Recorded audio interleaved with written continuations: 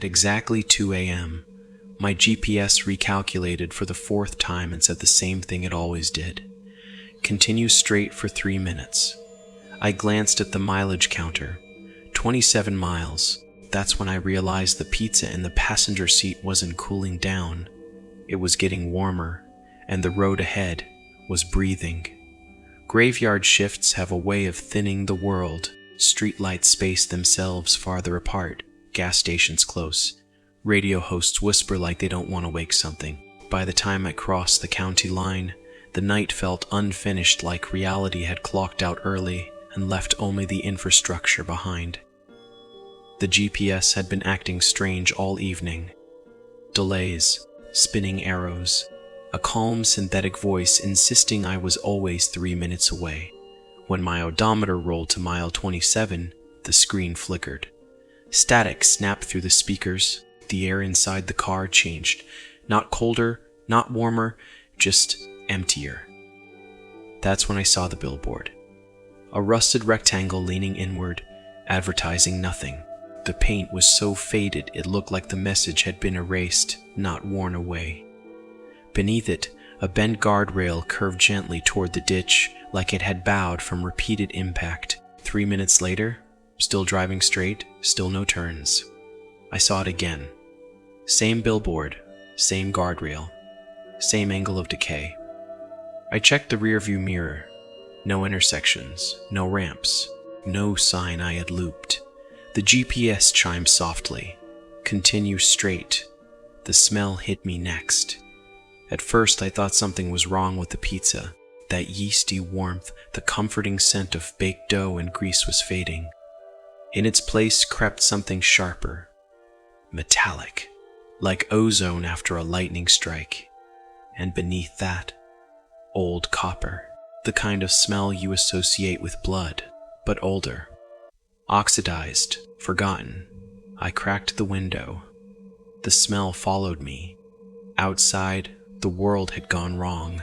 The trees were still there, but they leaned too far inward, their branches swaying even though there was no wind. The sky had flattened into a dull charcoal smear, stars erased like someone had wiped the chalkboard of night. The odometer ticked. 27.1, 27.2. The billboard appeared again.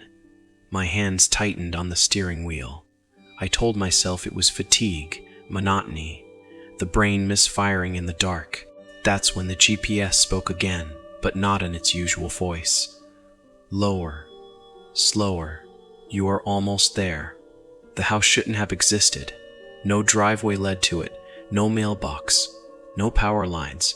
It sat alone in the middle of a vast open field, the grass blackened and tall, swaying in synchronized waves. As I got closer, I realized the movement wasn't random. It was rhythmic, like breathing or listening. I parked. The engine didn't sound right when it idled. Too wet, too strained. I grabbed the pizza and stepped out. The grass brushed my legs and I flinched. It didn't feel like plants.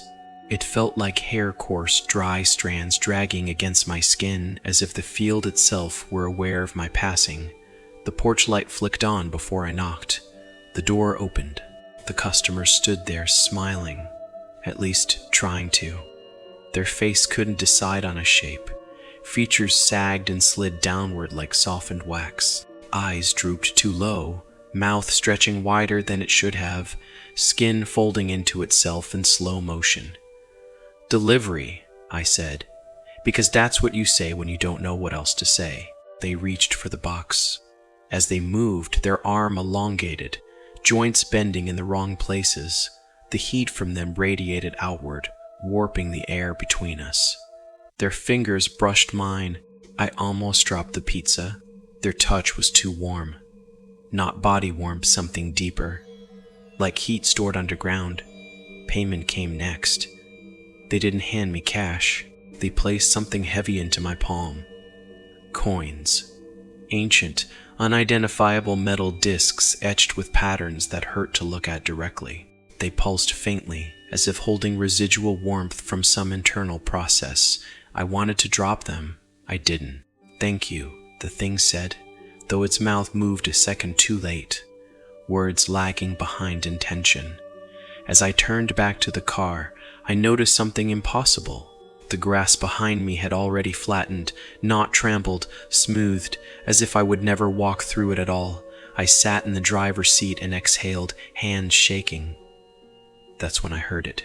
A sound from the passenger seat. Thump. Wet. Heavy. Rhythmic. The thermal delivery bag lay where I had left it, but it was wrong. It bulged outward, seams stretched tight. The zipper teeth rattled softly, vibrating with internal pressure. I reached toward it. The heat was intense, far beyond anything hot food could produce. It radiated upward, fogging the windshield, making the air shimmer. The bag thumped again, closer this time. My mind scrambled for explanations. Equipment malfunction, exhaust leak, hallucination. But deep down, something else clicked into place. I hadn't delivered the pizza. I had delivered distraction. Whatever was inside the bag wasn't food. It was heavy now, so heavy the seat dipped under its weight. The thumping synchronized with the road beneath us. I put the car in drive. The GPS recalculated. Return to route. As I accelerated, the bag shifted, and for just a moment, I felt it lean toward the windshield. The asphalt began to ripple. Not crack, soften, but headlights illuminated waves rolling through the road ahead, like muscle contractions under skin. Sound dampened, swallowed by the surface as if the highway itself were absorbing noise. The radio cut out. Then came breathing, slow, labored. Not from outside, from the speakers. The car's interior changed. The upholstery beneath my hands felt wrong, yielding slightly, like bruised flesh. The steering wheel pulsed faintly, warmth seeping into my palms. Memories slipped. Small things at first. My manager's face. My apartment number. Then bigger ones. Why I needed the money. Who I was driving home to. The road demanded focus. The bag thumped harder now, each impact sending vibrations through the chassis. I realized with a sick clarity that the highway wasn't random. It was hungry, and mile 27 was where it fed. The customer, the coins, the delivery. A system, a digestive process. Drivers brought the organ, the road consumed it, and in return, the driver stayed. My hands wouldn't let go of the wheel. They fused there, skin bonding seamlessly with the material as sensation dulled into something functional, automatic. I wasn't panicking anymore. I was aligning. The car no longer felt separate from me. Neither did the road. I felt the stretch of asphalt ahead like an extension of my own body, sensed vibrations miles away. Headlights appeared on the horizon. Another delivery. Another driver. Hunger surged, not emotional, but mechanical, necessary. I understood now. The customer hadn't been the monster. They had been me, or what I would become. Passing the burden forward, the GPS chimed softly, "Continue straight," and I did, forever.